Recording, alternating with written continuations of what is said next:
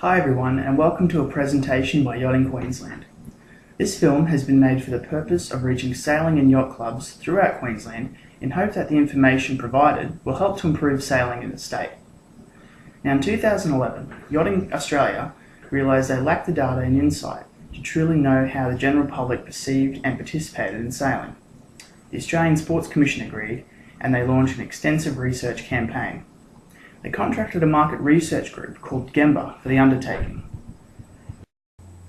Gemba included 46 sports in their study and categorised their research sources into two headings. GSER stands for the Gemba Sports and Entertainment Report. It provides an assessment of consumer engagement in individual sports and entertainment pursuits. GASP stands for the Gemba Active Sports Participation Study. It provides a detailed assessment of consumer participation in individual sports and leisure activities. Gemba graphed their research so we can visually examine where sailing stacks up in comparison to other sports. Now, this data was collated in 2012, so you might be wondering if it's still relevant. Now let me assure you that it is. These results may have changed slightly since then, but the data is still a reliable source to give us a general sense of how sailing is sitting with the public. And you may wish to pause this video if you want to take your own time to view the data.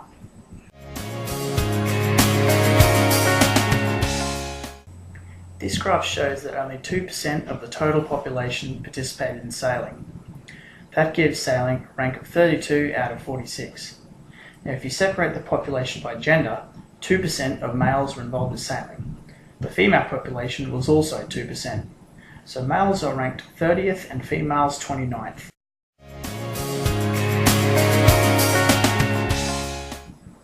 After finding out how many of us actually participate, it was time to get an insight into the general imagery of sailing. These tables show public perceptions for a variety of different areas. Part 1 of the collection shows how people felt about sailing as ageless, innovative, Australian, exciting, modern, boring, a sport losing popularity, fun, a sport with integrity, and accessible.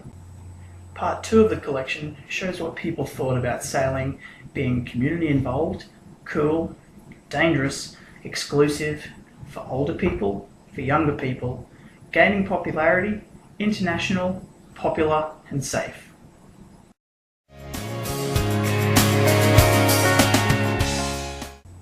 According to the data, sailing has experienced a 26% drop in participation numbers.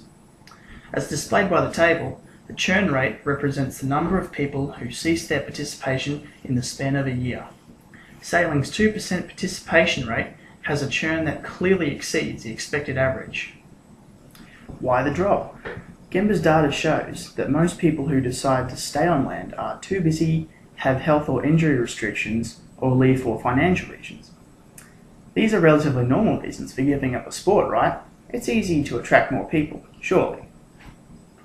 In fact, as shown by the table, there are some pretty big barriers that prevent people from getting involved. Now, the top barriers are a combination of costs and accessibility.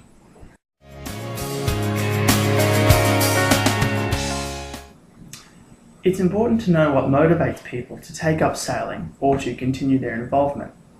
Obviously everyone gets into it for a different reason. So Gemba drafted a few key motivators and asked the question, how important is each of these things to why you participate? The categories were social, fitness, relaxation, and competition. A number of different age groups were posed with the same question. And while it shows that there are people who get into sailing for fitness and competition, it's clear that most prefer the social side of sailing. The ability to just get out there and have a good time.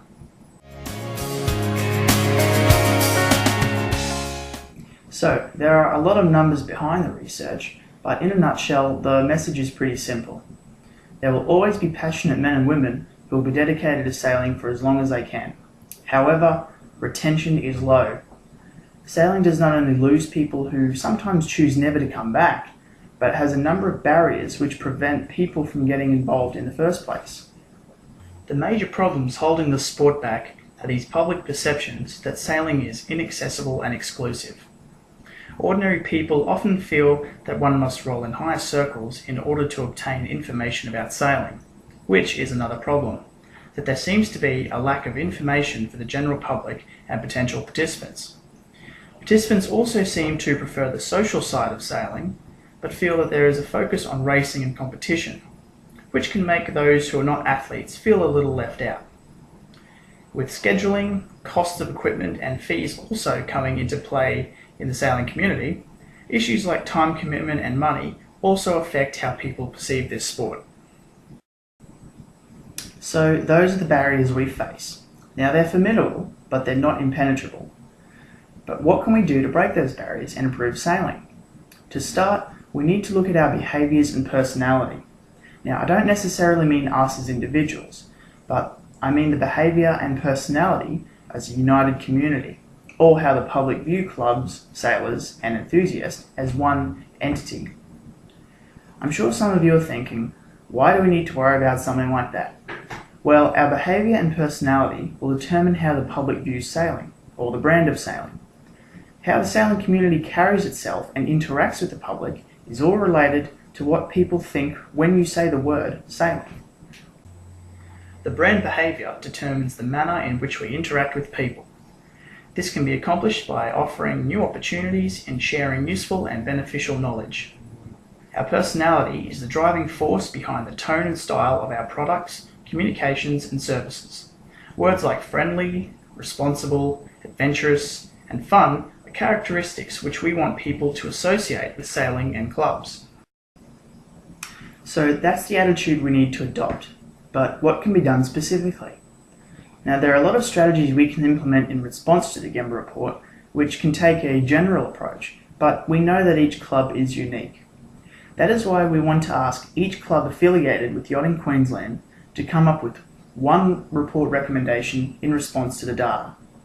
Now that recommendation will be unique to your club and relevant to your own environment. Now if you need some inspiration, Gemba included a few different ideas which I've included in a PowerPoint presentation, which is sort of the hard copy for this video. You can find this presentation via the link provided or by going to Yachting Queensland's website and accessing it there. For all those who watch this, I thank you for your time, and for the sailing clubs out there, I hope the information and recommendations were useful.